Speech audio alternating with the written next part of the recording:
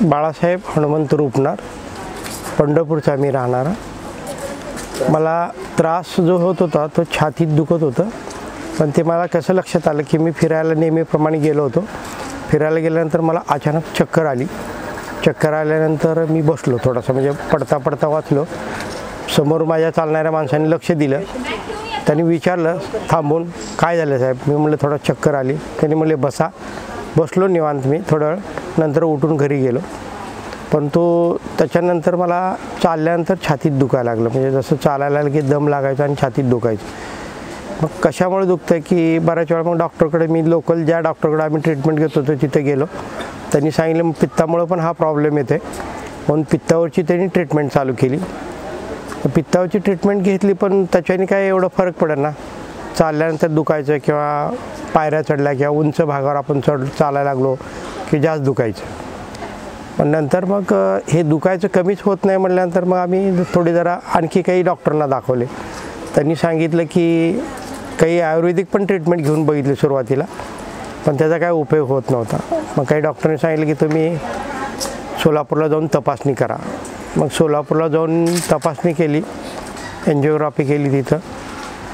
त्याच्यामध्ये ते ब्लॉकेज दिसले. मग ब्लॉकेज एक 90% होता आणि 65% होते, आणि मेल आर्टरीला होते, म्हणजे मेन जी रक्तवाहिनी तिथंच तो ब्लॉकेज होता. तर डॉक्टरांनी सांगितलं की तुम्हाला ताबडतोब ऑपरेशन करावं लागेल. ऑपरेशन करावं लागेल म्हणजे मुलं माझ्याबरोबर आलते. माझा भाऊ एक अक्कलकोट कॉलेजला लेक्चरर आहे. त्याला कळवल्यानंतर तो लगेच तिथून निघाला. पण डॉक्टरांनी सांगितलं तुम्हाला कुठल्याही परिस्थितीत ऑपरेशन करावं लागतं आहे, तुम्हाला तर इथून बाहेर जाणं पण शक्य नाही, कुठल्याही क्षणी तुम्हाला अटॅक येऊ शकत आहे. मग मुलं माझी दोघंच मुलं होते बरोबर, ते थोडे घाबरले, रडायला लागले. मला काहीच माहीत नाही, कारण मी तिकडं झोपलेलंच होतं, मला टेस्टसाठी आतमध्ये ठेवलेलं होतं. पण नंतर डॉक्टर मला विचारायला आले की तुम्हाला तासाभरात निर्णय घ्यावा लागेल, तुमचं ऑपरेशन करणं गरजेचं आहे, कुठल्याही क्षणी तुम्हाला अटॅक येऊ शकतो आहे. मुलं पण घाबरले. मी पण म्हटलं आता मुलांना सांगितलं की माझे एक मित्र होते डॉक्टर माने म्हणून, त्यांना फोन लावायला, दौंडचे आहेत ते आणि डॉक्टर म्हणून MD डॉक्टर आहेत. मग त्या डॉक्टरमुळे मुलांनी, डॉक्टरची ओळख होती, मुलांनी फोन लावला डॉक्टरना. डॉक्टर असं असं होतं आहे वडिलांना आणि डॉक्टरांनी ऑपरेशन करायला सांगितले. डॉक्टर म्हणले काही घाबरू नको, डॉक्टरना सांगून तू डिस्चार्ज घेऊन या, आपण बघू पुढे काय करायचं ते. मग आम्ही डिस्चार्ज घेऊन तिथून बाहेर पडलो. मग बऱ्याच ठिकाणी जिथं जिथं हृदयरोग तज्ज्ञ डॉक्टर आहेत बऱ्याच ठिकाणी आम्ही दाखवलं. अगदी नगरला गेलो, पुण्याला गेलो, बऱ्याच ठिकाणी फिरलो, पण सगळ्यांनी एकच सांगितलं की ऑपरेशन करावं लागेल.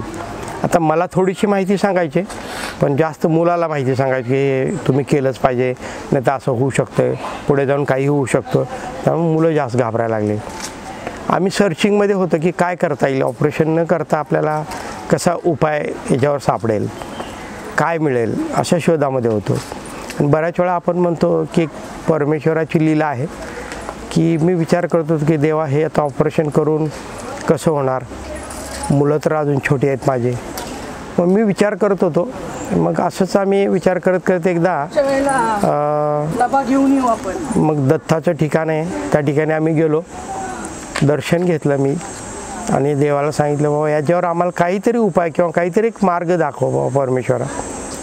तिथून आम्ही दर्शन घेऊन आलो. आल्यानंतर मग थोडंसं अजून पण सर्चिंग मोडमध्ये होतो. पण एक डॉक्टर भेटले आम्हाला आयुर्वेदिकचे, म्हणजे जे अकलूजला त्यांचा दवाखाना आहे, ते पंढरपूरला त्यांची व्हिजिट होती, तिथं ते थांबले होते आणि ते माधवबागचे होते. आम्हाला काही कल्पना नव्हती. त्या डॉक्टरकडे गेलो मी, म्हणजे तिथं ते हृदयविकारासंदर्भातच माहिती देणार होते किंवा चर्चा करणार होते असं समजल्यामुळे मी डॉक्टरांकडे गेलो, भेटलो, डॉक्टरांना सांगितली, माहिती दिली. डॉक्टर असं असं त्रास होते, असं असं आहे. ते म्हणले काही काळजी करू नका, तुमच्या ह्याच्यावरती 100% उपाय आहे, तुम्ही ट्रीटमेंट घेऊ शकता. मग त्या डॉक्टरकडून आम्हाला थोडीशी माहिती मिळाली माधवबागची.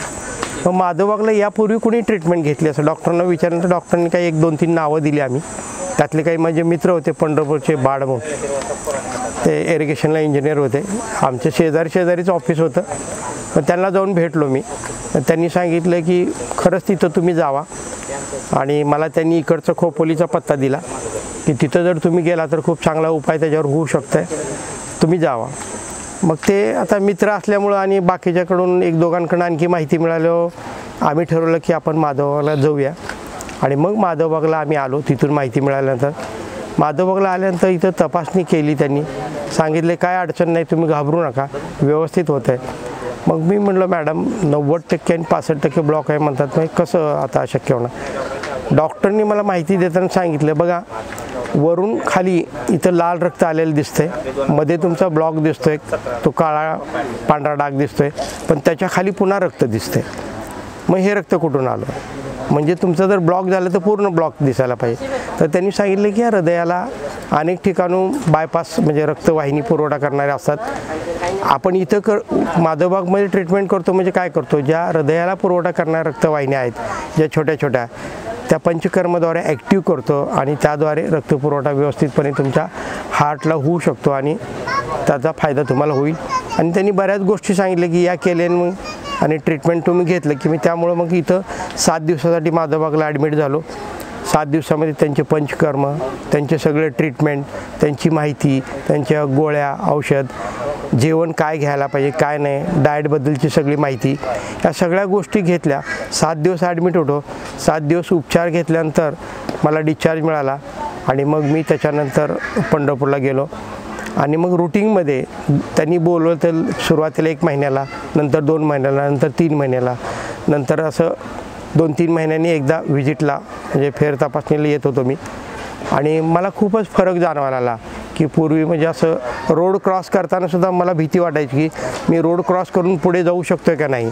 पण ज्यावेळेला मी माधवबागला ट्रीटमेंट घेतली, त्यांचा उपचार घेतला, औषध उपचार चालू केले, त्यांच्या सांगितल्याप्रमाणे जे जेवण आहे, जे डाईट आहे मी घेत गेलो वेळच्या वेळी, त्यामुळे खूप सुधारणा झाली आहे. आणि माझ्यामध्ये एक कॉन्फिडन्स निर्माण झाला की आपण आता व्यवस्थित राहू शकतो, आपण जगू शकतो. मित्रांनो फक्त मी एकच सांगू शकतो की खरोखरच माधवबागच्या डॉक्टरमुळं आणि माधवबागच्या ट्रीटमेंटमुळं माझ्यामध्ये खूप चांगली प्रगती झाली आणि जी इच्छाशक्ती माझी स्ट्रॉंग झाली आणि मी जगू शकतो ही माझी इच्छा, सगळ्यात महत्त्वाचं म्हणजे इच्छा निर्माण झाली की मला विदाऊट ऑपरेशन काही न करतासुद्धा या माधवबागच्या ट्रीटमेंटमुळं खूप फरक पडला. आणि तुम्हीसुद्धा याचा